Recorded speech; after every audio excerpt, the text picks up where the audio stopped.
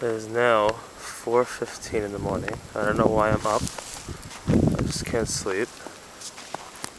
Blizzard of the century. 27 inches and still snowing. Those of my car is buried. I don't know if you can see the roofs of the houses over there. It's unbelievable. It's just a paralyzing blizzard.